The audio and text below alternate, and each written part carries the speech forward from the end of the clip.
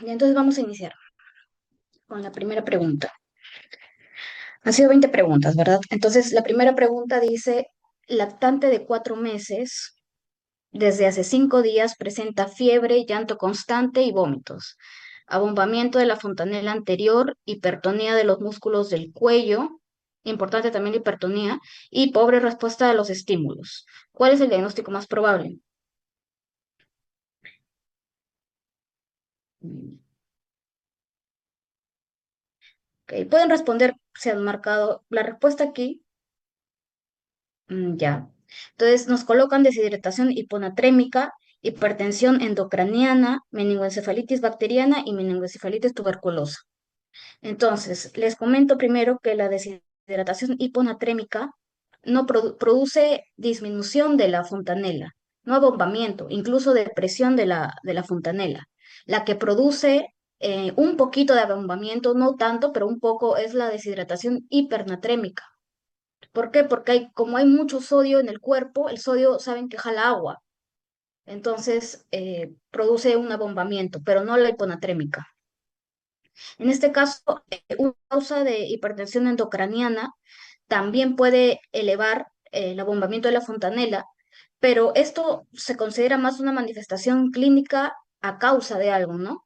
No es un diagnóstico completo. La hipertensión endocraniana sí, pero debido a que además nos mencionan que esta es una niña con fiebre, que tiene hipertonía de los músculos del cuello, si bien es cierto, como algunos deben conocer, quizá no lo conocen, pero los signos de Kernin, de Brunski's, etcétera, son positivos a partir de los 18 meses, ¿ok?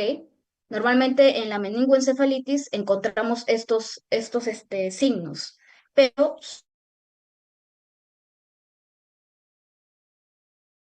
dicen hipertonía de los músculos,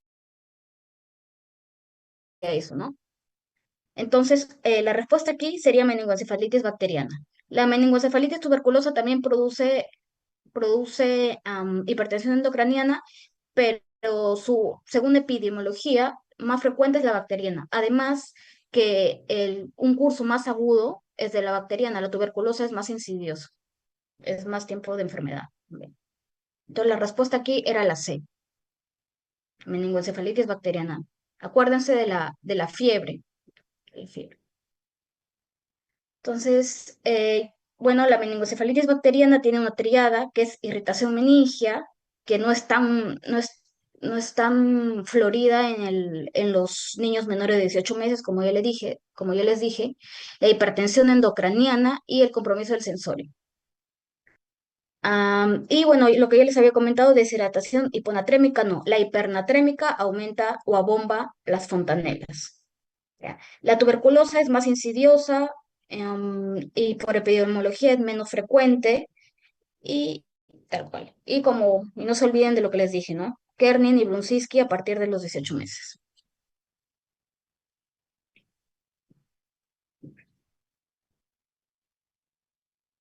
Siguiente pregunta dice, niña de 4 años, luego de estar jugando en la chacra de su abuela, presenta vómitos, dolor abdominal tipo cólico, debilidad muscular, alteración de la conciencia, pupilas, ese es el dato más importante, las pupilas mióticas y la cialorrea, son los datos más importantes. Los otros los podemos encontrar en cualquier cosa, pero esa asociación de mióticas y cialorrea, diaforesis, hipersecreción bronquial, fasciculaciones. ¿Cuál es el fármaco de elección? Am, Bueno, pueden confundirse, ¿no? Porque hay síndromes colinérgicos, hay síndromes anticolinérgicos, hay drogas o tratamientos colinérgicos y anticolinérgicos. Entonces, cuando estén frente a una pregunta así, lo primero que deben hacer es decir, ¿estoy ante un síndrome colinérgico o anticolinérgico? Si es que hay miosis y cialorrea, entonces es un síndrome colinérgico. Y todo tratamiento del síndrome colinérgico, el tratamiento es un anticolinérgico. ¿Y cuál es un anticolinérgico? Es la atropina, ¿no? Entonces aquí sería tonto marcar, bueno, no hay problema si es que usted no ha marcado, pero no tiene lógica si ponemos como tratamiento fármaco colinérgico. Si ya dijimos que tiene un síndrome colinérgico, no le voy además colocar un fármaco colinérgico, ¿no? Entonces esa de por sí ya está eliminada. La respuesta era, como ya muchos han comentado, la B. Ahora, como ya les dije, el síndrome colinérgico, ¿no? Lo más interesante es el antecedente de haber estado en una chacra o expuesto, la miosis y la cialorrea e hipersecreción bronquial. El tratamiento es con la atropina y ya está. Ahora, el flumacenilo o el flumacenil es el antídoto de las benzodiazepinas, ¿no? Entonces, eso está descartado. El fármaco colinérgico que decía, como ya le dije, quizá por los términos se han podido confundir, pero eso no va, ¿ya? No va porque es lo mismo, es como que si le aumentara el síndrome colinérgico que ya tiene. Y ahora la fisostigmina, que también a veces nos confunden porque son antídotos, entre comillas, antídotos que se usan en intoxicaciones, pero la fisostigmina se usa en un síndrome anticolinérgico, no colinérgico. ¿Ok? Entonces aquí la respuesta era un síndrome colinérgico, entonces el tratamiento era la atropina, que es un anticolinérgico. Tercera pregunta dice, niño de 6 años presenta náuseas, distensión abdominal, diarrea y flatulencias después de la ingesta de productos lácteos. ¿Cuál es la enzima deficiente? Aquí es importante la diferencia entre alergia a la proteína de leche de vaca y a la intolerancia a la lactosa. Esas son las grandes diferencias que ustedes tienen que discernir, ¿no? Y ver cuáles son las características de cada uno, porque se pueden confundir. Ahorita me dicen la lactasa porque, bueno, no hay otra alternativa, pero si les hubiesen puesto caseína u otra, quizás se podrían confundir, ¿no? Entonces, sí, como han respondido, la respuesta es la D, ¿no? Es la lactasa, deficiencia de lactasa. Aquí tengan en cuenta la edad primero. En un niño que probablemente nos hablan de productos lácteos es la edad. Por ejemplo, en una alergia a la proteína de vaca, los niños tienen meses, ahí inicia, porque son alérgicos. Entonces, ahí desde muy chiquitos ya inicia la alergia. Y esta se asocia a urticaria, pueden hacer hasta anafilaxia, porque es una alergia. En cambio, en niños más grandes, no hay una alergia, simplemente hay una deficiencia de lactasa, ¿no? Que es una enzima que transforma la lactosa en glucosa y galactosa. Entonces, esa no hay esa enzima y simplemente la lactosa se queda en el intestino y los microorganismos que tenemos normalmente en el intestino empiezan a producir flatulencias y otros síntomas, ¿no? Como distensión abdominal, diarreas, etc. Otra gran diferencia entre ambas, aquí la respuesta es lactasa. ¿Ya? Entonces es un niño de 6 años que está con una náusea, distensión abdominal, diarrea y flatulencias, tiene una intolerancia a la lactosa, entonces la deficiencia es la lactasa. Pero si es que le pusieran un caso clínico y tienen que poner qué es, entonces, por ejemplo, las diarreas en la alergia a la proteína de vaca son sanguinolentas o suelen ser sanguinolentas. Entonces, ahí es otra diferencia, ¿no? Una de las diferencias es la edad. En una hay una alergia, hay una reacción inmunológica, en la otra no hay. La, la proteína más asociada a alergia, en la alergia a la proteína de leche de vaca, es la caseína. Y bueno, en una hay anafilaxia, urticaria, prurito, y en la otra no hay nada de eso. En ambas hay diarrea. En ambas puede haber distensiones, en ambas puede haber vómitos. Entonces puede confundirse en un caso clínico, ¿no? Pero ya les dije algunas de las diferencias y la diarrea también, que siempre en un recién nacido, perdón, en un infante o en un niño de meses, suelen colocar diarrea sanguinolenta o hay eritema perianal, etcétera, cuando es una alergia a la proteína de leche.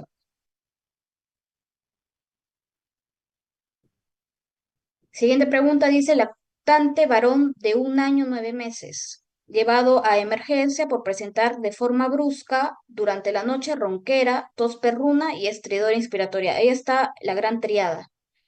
No luce tóxico, esto nos sirve para descartar algunos diagnósticos, pero con pobre tolerancia oral. Examen cardiopulmonar sin alteraciones. Resto no contributorio. ¿Cuál es el diagnóstico más probable?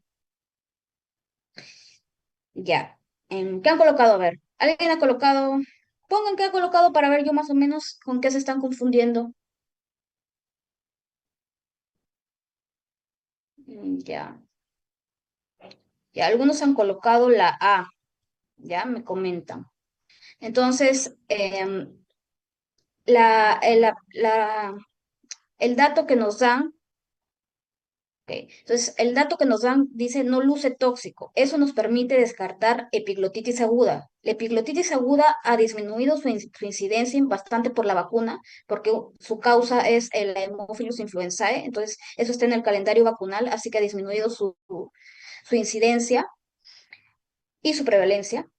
Pero suele ser una enfermedad con fiebre muy alta y el niño está tóxico, está babeando, o sea, en un mal estado general. No nos dicen esto de un niño, todavía nos colocan no luce tóxico como para descartar esa alternativa, ¿no? Hemos visto la vez pasada con tosferina, que decía tosferina, em, tos en balsas, que puede producir vómitos o puede producir cianosis, hasta una tosferina puede producir hasta ruptura de costillas, ¿no? Entonces, en este caso no nos da nada de esa, de esa clínica. Aquí nos dan la típica triada de disfonía, tos perruna y estridor inspiratoria. Ahora, el estridor inspiratorio es importante que lo sepan. ¿Por qué? Porque ya les he comentado, pero vuelvo a comentarles que para diferenciar, normalmente cuando la obstrucción es de vías respiratorias bajas, el estridor es expiratorio. Entonces, si es un asma, cualquier cosa, un EPOC, una bronquitis, tal, el estridor es expiratorio. Pero cuando la obstrucción es de vías superiores, el estridor es inspiratorio. Obviamente en el asma puede ver ambos en una grave, ¿no? O en una moderada, perdón. Pero normalmente cuando nos dicen estridor inspiratorio, nosotros, si es que no saben nada, pueden descartar vía inferior y se quedan con las de vía superior, ¿no? La tosferina no produce estridor. Normalmente la tosferina cuando nosotros auscultamos podemos no encontrar nada. No hay fiebre en tosferina, no hay sibilancias, no hay nada, simplemente es la tos y la tos. Entonces, aquí crisis asmática moderada grave, la descartamos en primer lugar porque es difícil hablar de crisis asmática en un niño de 1 año, 9 meses. Nosotros normalmente se puede hacer una espirometría a los 5 años, recién 5 o 6 años. Entonces, antes nosotros podemos, por índices de predicción y algunas otras herramientas, podemos decir si este niño es asmático o no, o porque nos pueden colocar varios, varios episodios de sibilancias, ¿no? Pero además nos dicen estridor inspiratorio. Normalmente el asma inicia con expiratorio, como ya les dije. Entonces, tosferina, que son de la vía respiratoria baja, tosferina y crisis asmática, las eliminamos. Sí se pueden confundir con la A, como les dije, pero en la A no hay esta triada y el paciente luce tóxico y hay babeo. Aunque también hay estridor inspiratorio. ¿Por qué? Porque hay obstrucción de la vía superior. Entonces aquí la respuesta era la C, laringotraqueitis aguda. Les vuelvo a repetir, la triada es disfonía, tos perruna y estridor inspiratorio, porque es vía superior y no luce tóxico.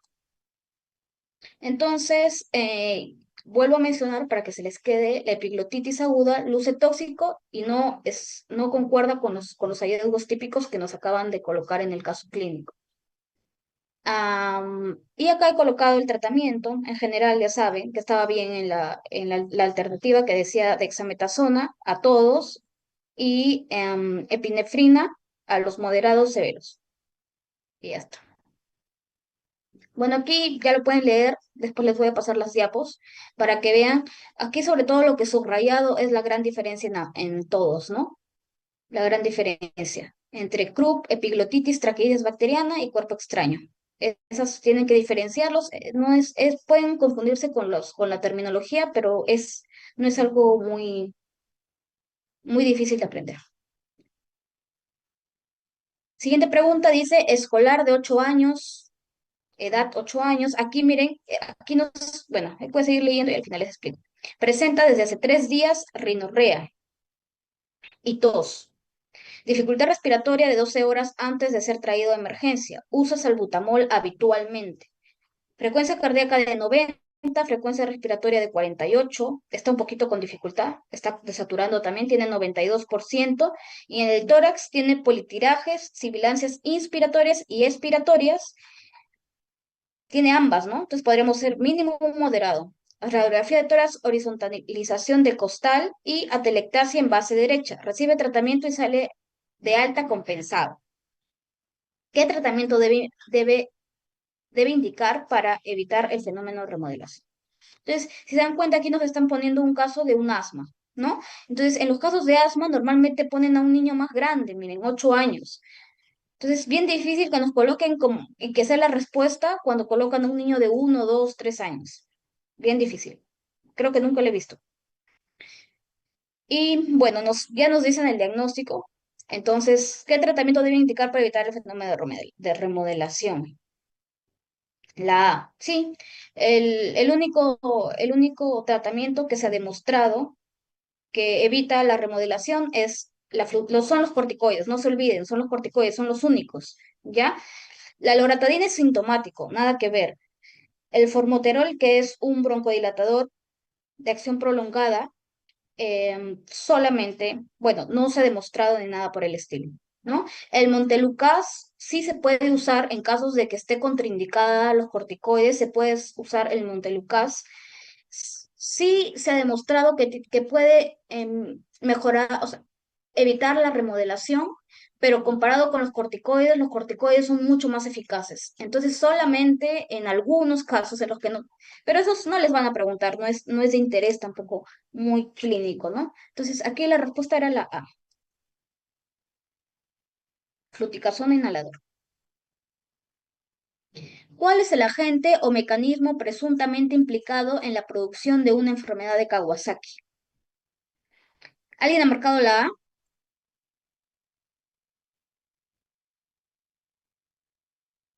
Todos han marcado. ¿Quién ha marcado la A? La, la B, todos la B. Bueno, ya, está bien, es la B. Sí, se ha hecho muchos estudios, se ha tratado de buscar si hay algún virus o bacteria que se asocie. Los que más o sea, han podido, más por lógica, porque el estreptococo betemolítico del grupo A produce superantígenos, entonces dices, produce superantígenos, entonces probablemente es un causante, ¿no? Pero no se ha demostrado. Entonces, la respuesta aquí era la B. Lo único que se dice y está así es idiopático y la hipótesis que mejor em, encaja es que hay agentes no identificados que actúan como superantígenos, pero nada más.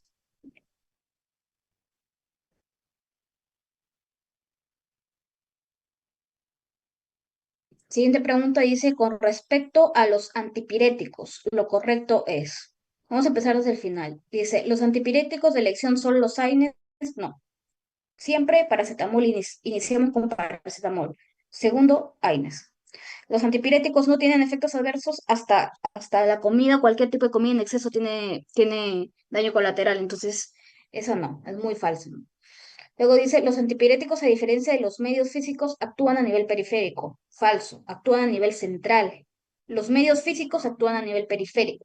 Entonces aquí la respuesta era la A. Paracetamol inicia su efecto a la hora y su pico a las 2 o 3 horas.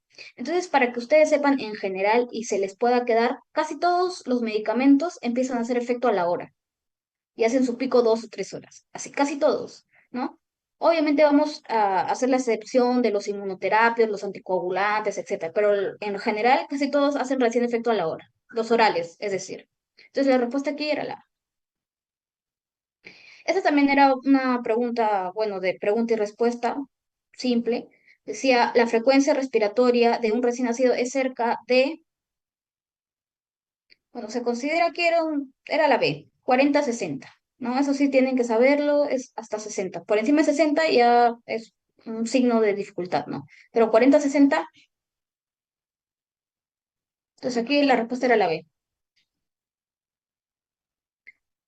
Siguiente pregunta, dice, recién nacido de 2 días de vida, nacido de parto eutóxico domiciliario, madre primigesta, sin control prenatal, es traído por presentar pobre succión e ictericia, peso 2.800. Frecuencia cardíaca 150, ictericia hasta la región inguinal, somnoliento, hipotónico. Y con leucocitos de 5.000. Esto es el dato interesante, ¿no? Que nos ponen bilirrubina directa en 6.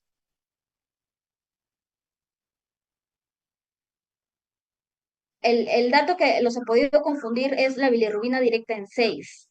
O sea, hasta aquí, hasta leucocitos 5000 uno pensaría en sepsis neonatal, ¿no?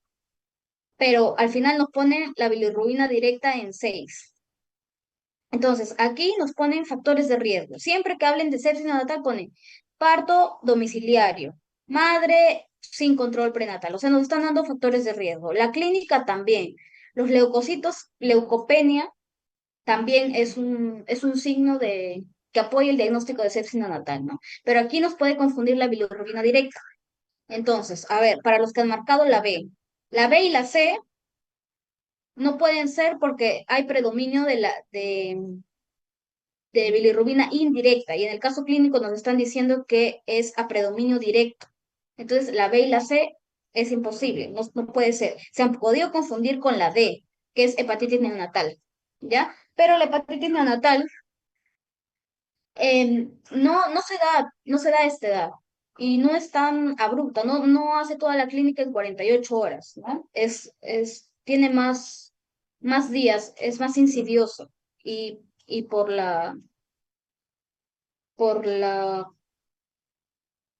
factores, y a nivel de incidencias, eso no es frecuente, es muy infrecuente, ¿no? Entonces, la sepsis neonatal puede producir colestasis para que aumente la bilirrubina directa a 6, sí, puede producir colestasis. Entonces, aquí la respuesta era sepsis.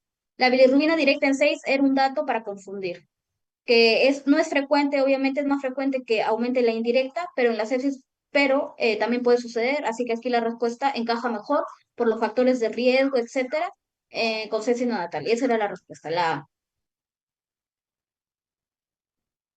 Siguiente pregunta, dice, ¿cuál de las siguientes constituye una indicación para la evaluación oftalmológica en caso de retinopatía del prematuro? Aquí la respuesta, bueno, era una respuesta de memoria, simple y directa, era la B. Recién nacido con peso menor de 1500 gramos. Entonces, hay criterios para yo hacer la evaluación oftalmológica, ¿no? Y esos son los criterios. En primer lugar, el diagnóstico se hace con oftalmoscopía indirecta y se las voy a hacer en niños perdón, en recién nacidos menores de 32 semanas o peso menor de 1500 pesos, perdón, de 1500 gramos. O que tengan una edad gestacional mayor a 32 semanas, pero que hayan recibido oxígeno durante más de 3 días. Entonces, esa era la respuesta, era la B, menor de 1500 gramos.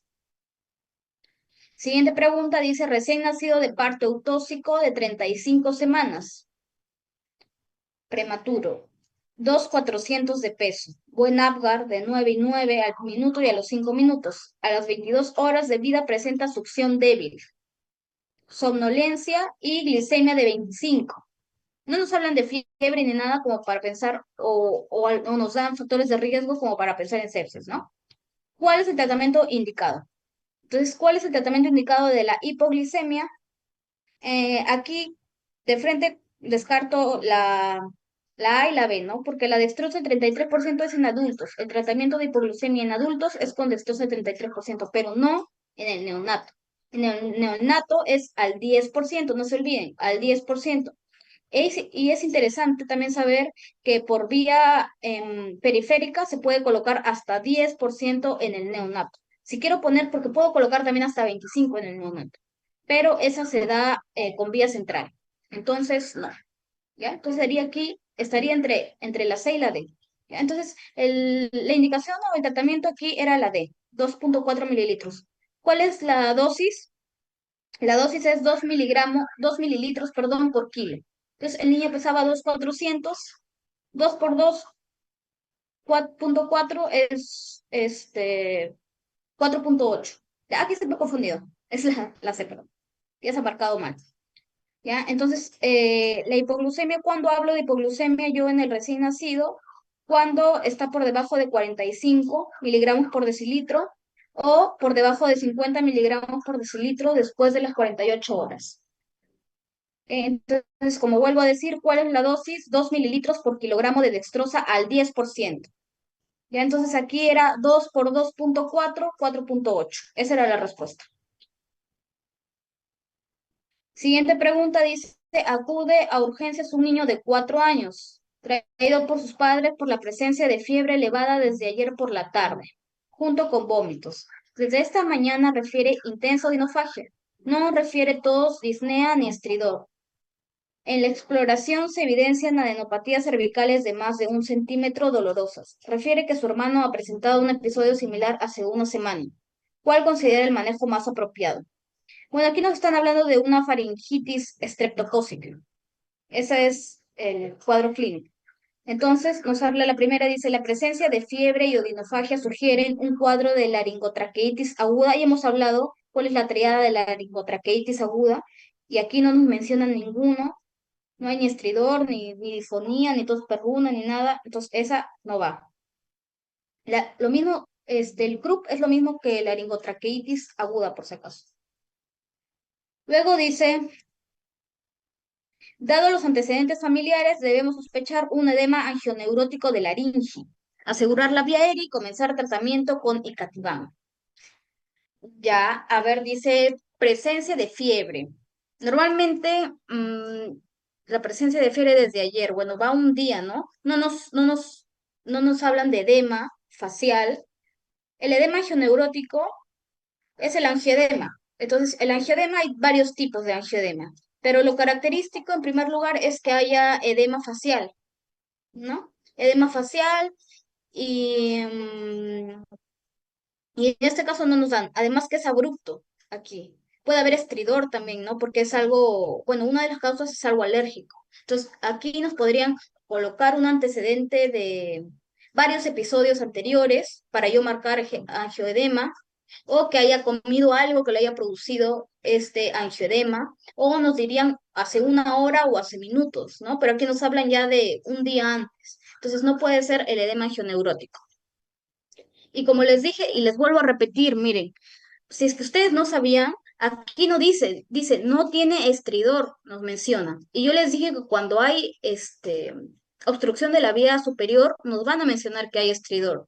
Entonces no hay por qué ni siquiera colocar o asegurar la vía aérea ni nada por el estilo. No hay signos de dificultad respiratoria, entonces no hay problema. La siguiente alternativa decía, la instauración súbita del cuadro sugiere una epiglotitis. Se debe asegurar la vía aérea e iniciar tratamiento con ceftriaxona. Entonces, la epiglotitis les había mencionado, en primer lugar, no va mucho con la edad en común, pero hay babeo, el niño no puede cerrar la boca, tiene que estar sentado como trípode para adelante, hacia adelante, para poder oxigenarse. Entonces, aquí tampoco nos hablan, además que no hay adenopatías cervicales en la epiglotitis. Podría haber, pero no es lo más evidente, ¿no? Si quieren que marquen epiglotitis, les pondrían la triada, ¿no? Que les había mencionado antes. En este caso no nos están colocando absolutamente nada. Simplemente nos están diciendo que tiene fiebre elevada. Espera, que creo que le he puesto ahí. Nos están diciendo que tiene fiebre elevada, que tiene odinofagia, dolor de garganta, que no tiene tos, o sea, nos ponen eso para descartar algunas, y que tiene una adenopatía cervical de más de 1 centímetro. Y su hermano ha presentado un episodio similar hace una semana. Cuando se hablan de hermanos de familia, o pensamos que es hereditario o pensamos que es infeccioso. Pero en este caso, cuando es hereditario, a veces nos ponen padres, etcétera. No, no muchos hermanos.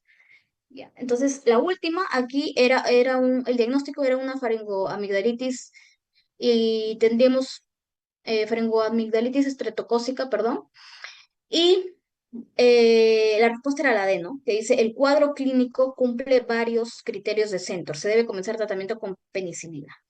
Entonces, aquí les coloco los criterios de Centor modificados, en los que el paciente no nos decía cuánto tenía de fiebre, pero decía fiebre alta, va 1. Ausencia de tos, va 2. Adenopatías cervicales, va 3. No nos hablaban de exudado amigdalar, bueno, y la edad sumaba uno más también, porque la edad en la que se da esta infección es entre los 3 y 15 años. Entonces, si es que nos ponen un paciente entre 3 y 15 años, le va a sumar un punto. No se olviden, es infrecuente que sean menores de 3 años o mayores de 15. Entonces, aquí, de 4 a 5 puntos, ¿no? Estaba aquí. Teníamos que iniciar antibiótico. ¿Para qué sirven los criterios de Centor? Sirven para manejo. Para eso nos sirven. Entonces, sí son útiles, ¿no? Entonces, cuando tiene 4 o 5 puntos, yo inicio tratamiento antibiótico. Y ya está. Siguiente pregunta, dice, se presenta en tu consulta un niño de 4 años con clínica de vómitos y diarrea, asociado a fiebre. Refiere que en las últimas 24 horas ha presentado 6 vómitos de contenido gástrico y 3 deposiciones líquidas, abundantes con sangre y moco. Se tiene una disentería, ¿verdad? En la exploración, él no presenta un adecuado estado de hidratación, con mucosas húmedas y relleno capilar menor a 3 segundos, o sea, no está chocado, está relativamente hidratado.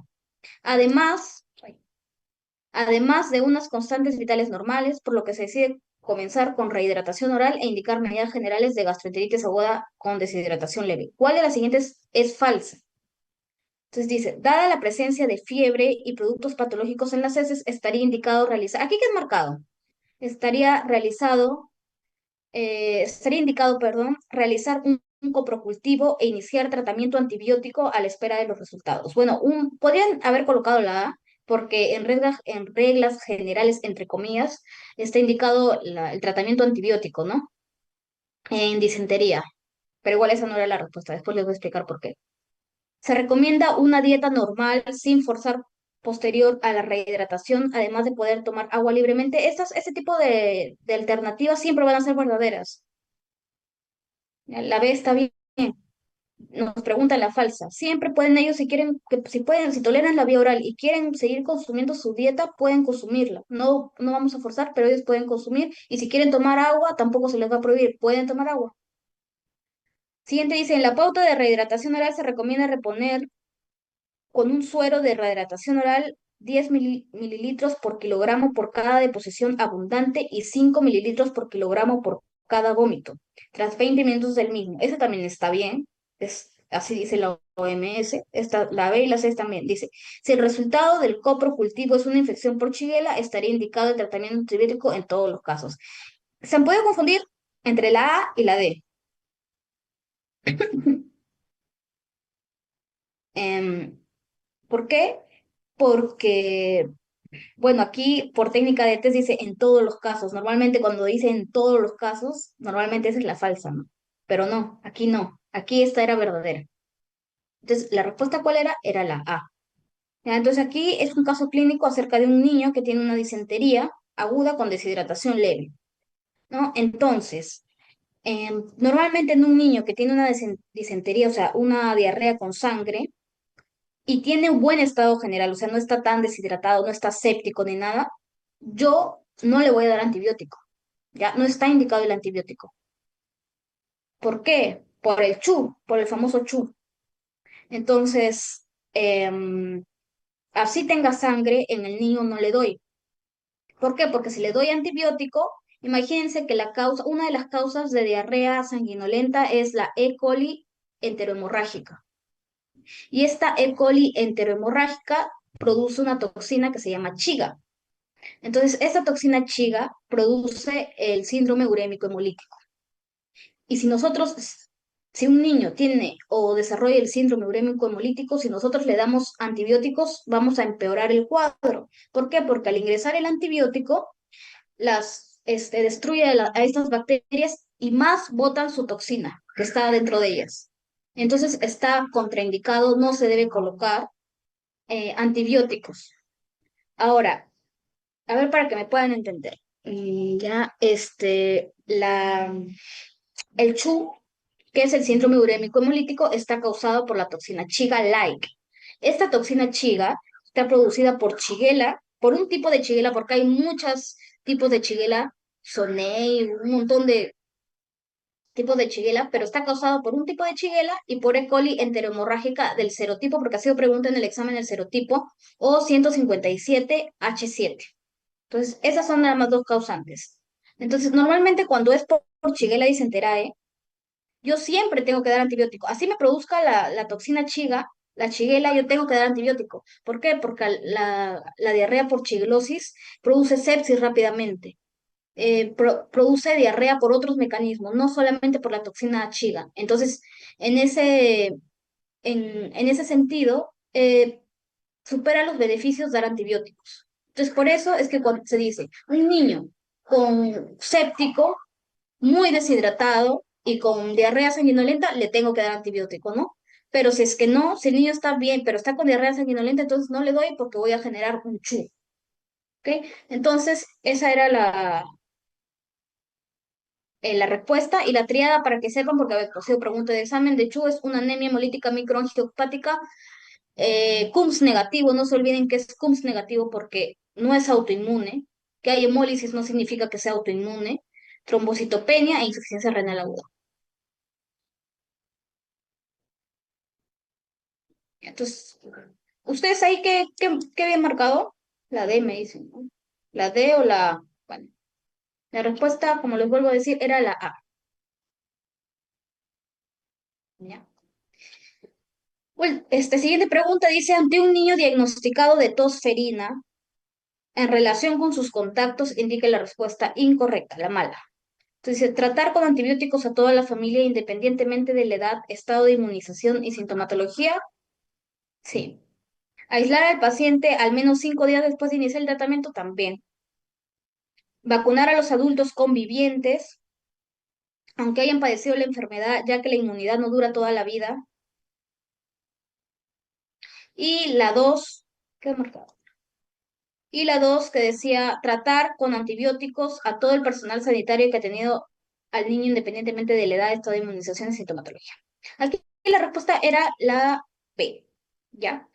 Sí se debe, independiente de la inmunidad, a los familiares y a los contactos directos. Por ejemplo, si ha sido en un jardín de niños, sí se les debe dar. ¿Por qué? Porque la vacuna que nos colocan para la tosferina disminuye su nivel de protección a través de los años. Entonces siempre se le tiene que colocar un refuerzo. ¿Ya? Entonces eso sí, sí se tiene que dar. Lo que no es el personal sanitario. ¿Por qué? Porque si el personal sanitario se ha protegido bien con una N95, no es necesario que yo le dé. ¿Ok? Entonces esa era la respuesta. Entonces dice a todos, a todo el personal sanitario, no a todos. Siguiente pregunta, dice un lactante varón. Esta era una pregunta, realmente es una pregunta que no me gusta mucho, no está tan bien formulada, pero bueno, es una pregunta que se hizo. Dice, un lactante varón de 7 meses presenta una crisis tónico-clónica de 5 minutos de duración, sin hallarse ninguna sintomatología postcrisis. Electroencefalograma normalizó a los 10 días y como antecedentes, un primo suyo padeció cuadros muy parecidos. ¿Ante qué patología cree que nos hallamos? ¿Qué han marcado aquí?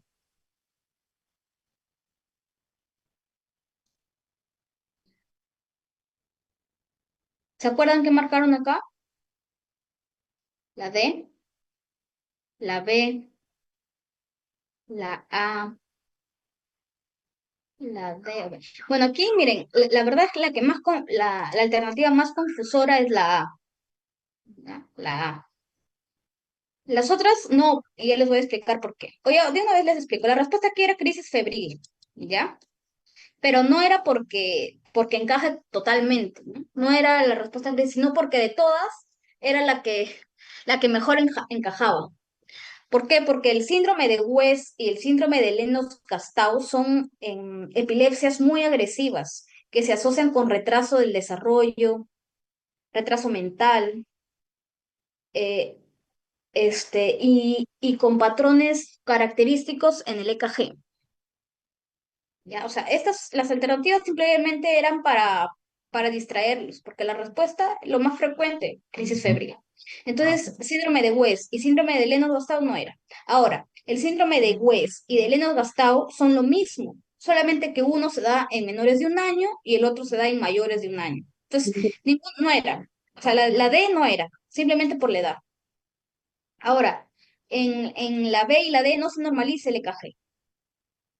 ¿Ya? Aquí en la ipsiarritma, bueno, son otras cosas que realmente no necesitan saber ustedes, solamente eran aquí alternativas confusoras. Pero como ya les dije, dicen, no nos dan datos de que sea una crisis compleja ni siquiera, ¿no? Crisis tónico-clónica, 5 minutos, no hay sintomatología post-crisis, se mejoró y hay antecedentes como primo suyo. Ahora, la crisis febril también tiene antecedentes familiares, por si acaso. Entonces, esto no ha debido confundirlos. Hay antecedentes familiares en la crisis febril. Entonces, Entonces, la A sí no era. Este, ¿Por qué? Porque normalmente la epilepsia benigna de la infancia, en el caso clínico nos han puesto, bueno, características de una epilepsia benigna, ¿no? No decían otra cosa para pensar en una maligna. Entonces, ¿por qué descarto en primer lugar epilepsia benigna? ¿Por qué? Porque por la edad. Son meses de que nos habla. 7 meses. Y la benigna aparece entre los 3 años y 13 años. Y son focales, no son totales, son focales y son nocturnas. Entonces, por ahí yo la descartaba.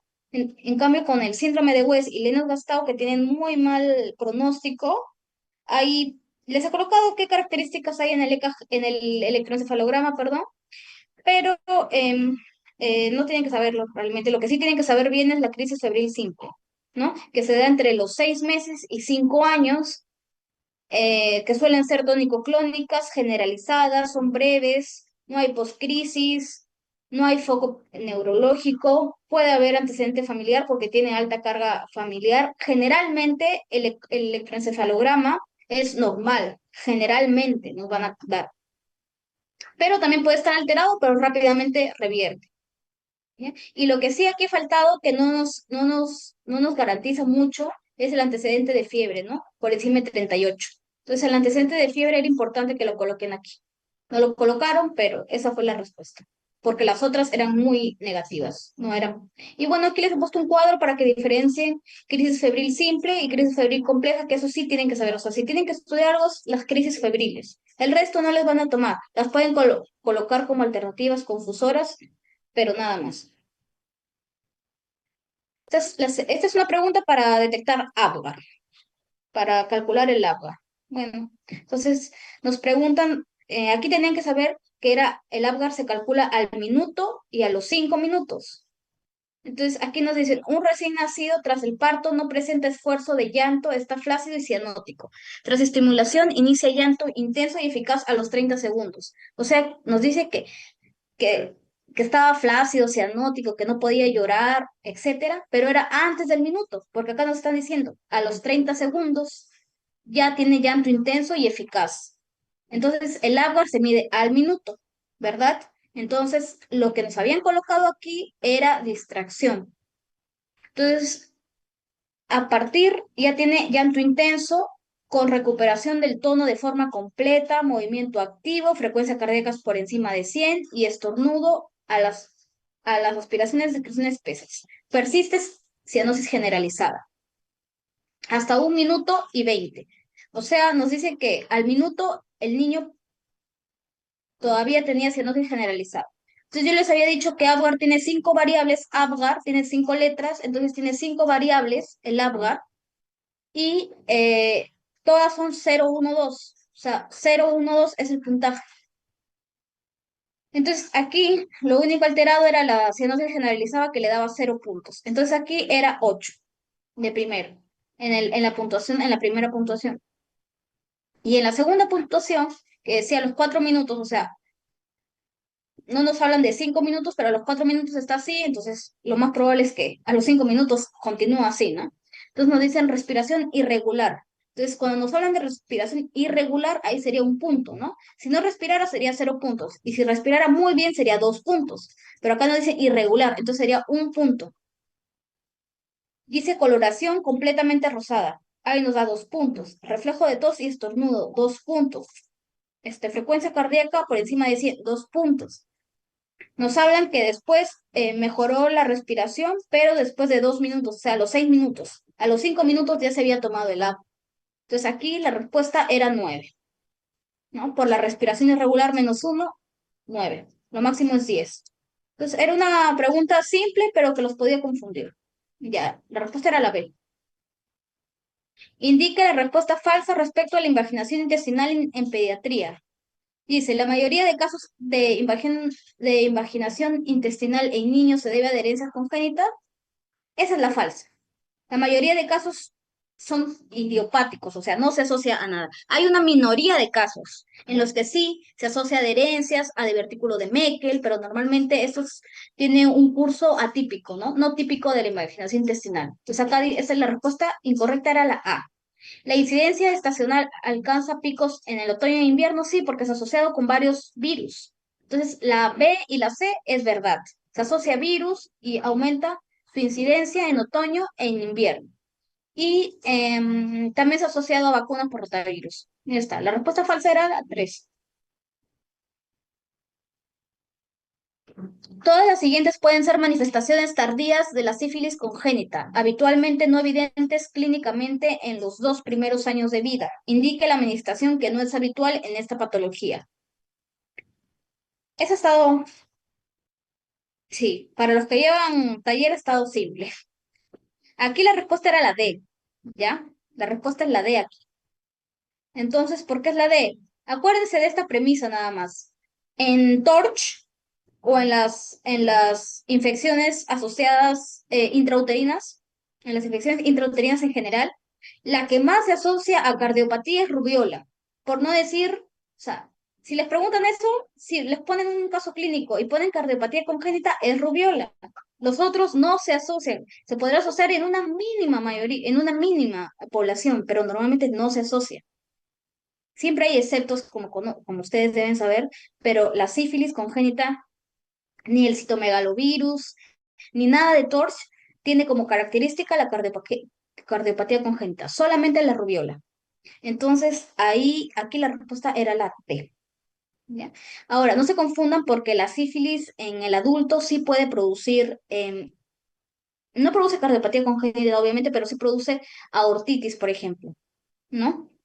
Que es típico de la sífilis terciaria del adulto, aneurismas de aorta y todo eso, pero eso es del adulto, no en el neonato.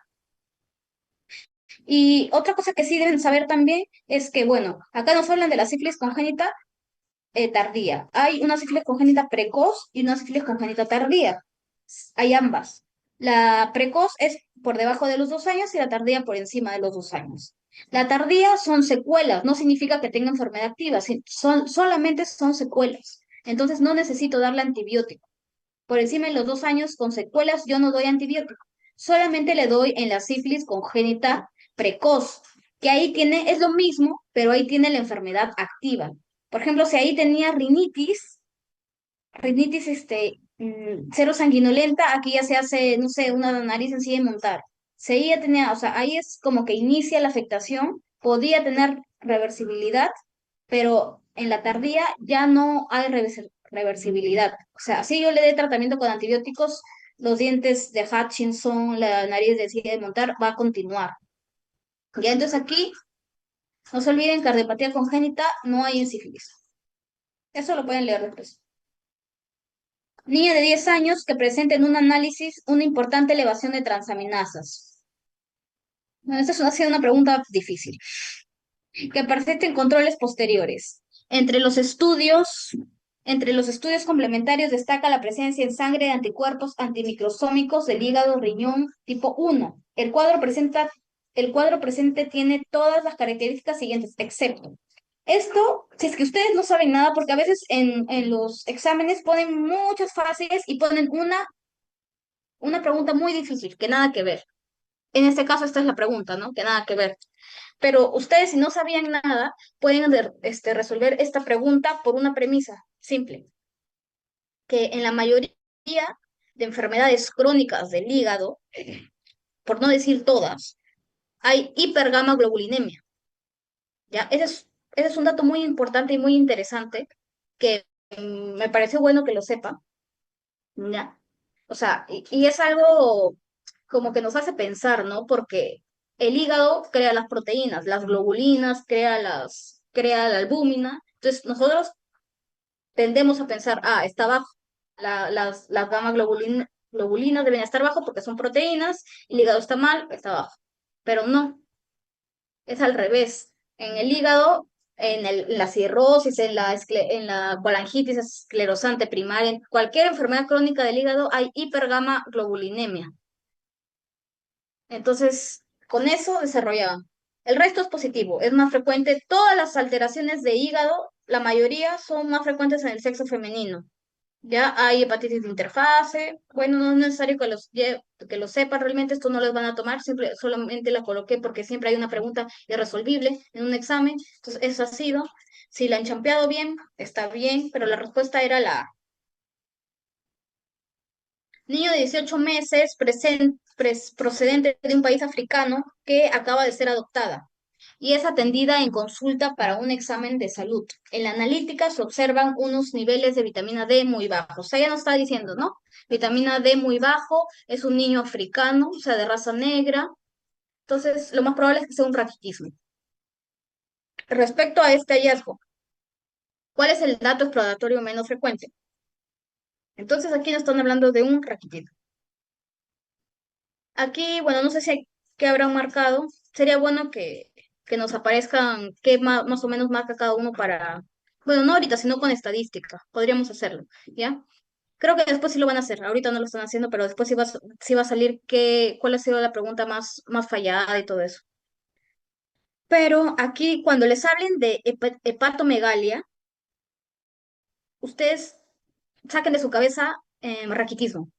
¿Ya? Porque no se asocia, pues, obviamente en excepciones podría asociarse, pero no se asocia. Si es que hay déficit de vitamina D y hepatomegalia, entonces el diagnóstico es otro.